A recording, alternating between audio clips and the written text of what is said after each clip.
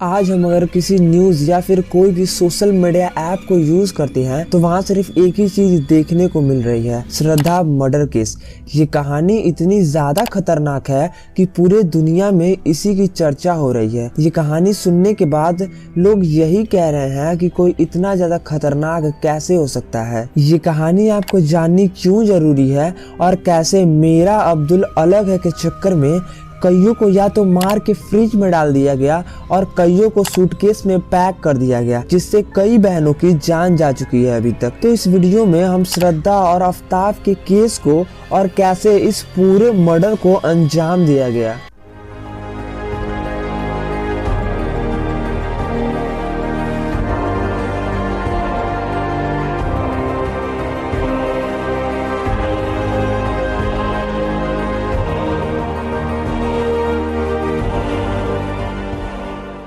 श्रद्धा महाराष्ट्र के पालगढ़ से मुंबई में आती है जॉब के लिए, जहां उसे कॉल सेंटर में जॉब भी मिल जाती है और यहीं पर आफ्ताब पूना वाला भी काम कर रहा होता है इसी कॉल सेंटर में। दोनों पहली बार यहीं पर मिलते हैं और लगभग 8-9 महीने के डेटिंग के बाद शादी करने का सोचते हैं। साल 2019 में वो डिसाइड करते हैं कि वो दोनों अलग अलग रहने के बजाय साथ में रहेंगे, जिसके बाद वो दोनों रूम रेंट पर लेकर साथ साथ रहने लगते हैं। यहाँ तक तो सब कुछ सही चल रहा होता है, पर ट्विस्ट तो तब आता है जब श्रद्धा अपने रिलेशन के बारे में अपनी माँ को बता देती है और उसकी माँ से ये बात उसके पापा तक पहुँच जाती है। अब बेसिकली वही होता है जो हर नॉर्मल घरों में होता है। उसके पापा इस रिलेशन को एक्सेप्ट नहीं करते हैं और फिर श्रद्धा बैग लेकर आफ्ताब के साथ भाग जाती है। अब ये दोनों मुंबई से दिल्ली भाग जाते हैं क्योंकि दोनों की फैमिली इस रिलेशन के अगेंस्ट थी और ये दिल्ली में जॉब की तलाश में भी होते हैं। जिसके बाद श्रद्धा जॉब के सर्च में रहती है, जबकि आफ्ताब को कॉल सेंटर में जॉब मिल भी जाती है। अब फैमिली से श्रद्धा कांटेक्ट में नहीं रहती है, लेकिन श्रद्धा के फेसबुक स्टेटस और व्हाट्सएप स्टेटस से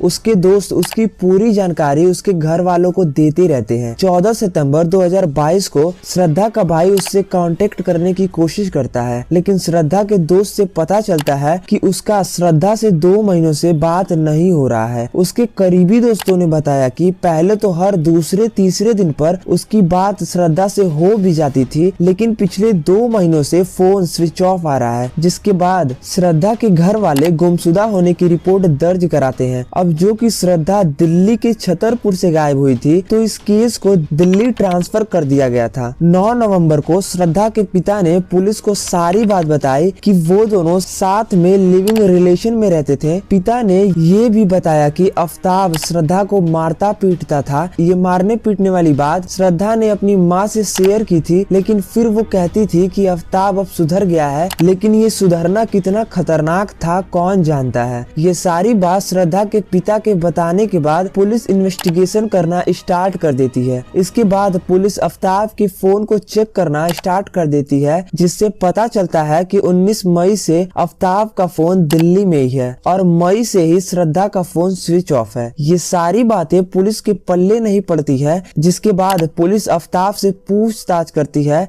जिस पर आफ्ताब कहता है कि 19 मई को श्रद्धा और आफ्ताब का झगड़ा होता है, जिसमें श्रद्धा घर छोड़कर चली जाती है। जिसके बाद से आफ्ताब कहता है कि उसका श्रद्धा के साथ कोई कांटेक्ट नहीं होता है। पुलिस आफ्ताब के घर की भी तलाशी लेती है, जहां पुलिस को कुछ भी नहीं मिलता है। इतना कुछ के बाद पुलिस को शक होता है, जिसके बाद पुलिस सख्ती से पूछताछ करती है आफ्ताब से।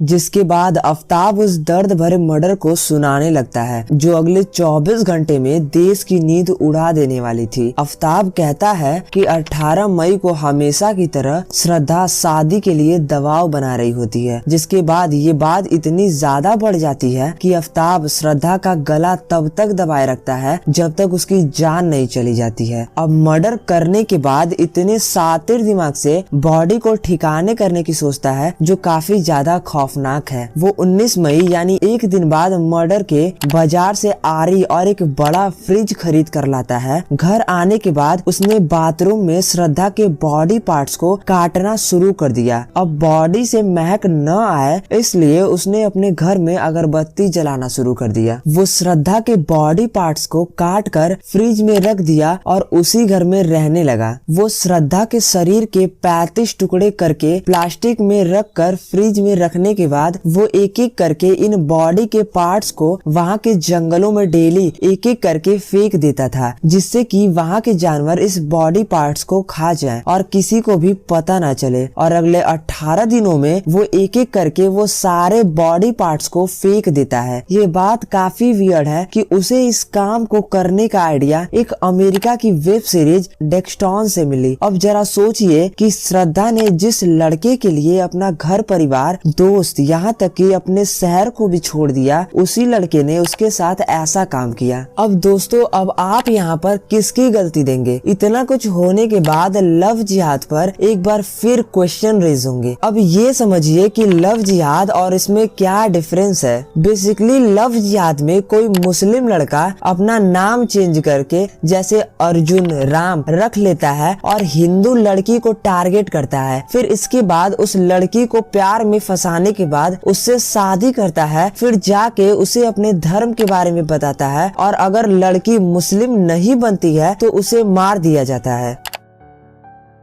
बेसिकली इसे लव जिहाद कहते हैं। श्रद्धा, आफ्ताब और लव जिहाद में फर्क सिर्फ इतना है कि श्रद्धा को पता होता है कि आफ्ताब मुस्लिम है और लव जिहाद में लड़की को पता नहीं होता है कि लड़का मुस्लिम है। इसका एग्जाम्पल तो आपके सामने है। पूरे देश में लव जिहाद काफी ज्यादा फैल रहा है। साल भर में आपको ऐसे हजारों केस देखने को मिलेंगे जिससे कि हजारों लड़कियों की जान चली जाती है। इस लव जिहाद को अंजाम देने के लिए बड़े पैमाने पर काम होता है। विदेशी फंडिंग भी किए जाते हैं। यूपी में 291 केस अभी तक 2022 में रजिस्टर किए जा चुके हैं। तो मेरा अब्दुल अलग है के चक्कर में मेरा अब्दुल अगर सेम निकलता है तो आप एक बड़े मुसीबत में फंस सकते हैं। बेसिकली इस वीडियो में मैं किसी धर्म को टारगेट नहीं कर रहा हूँ। जो सच्चाई है वो आपके सामने है।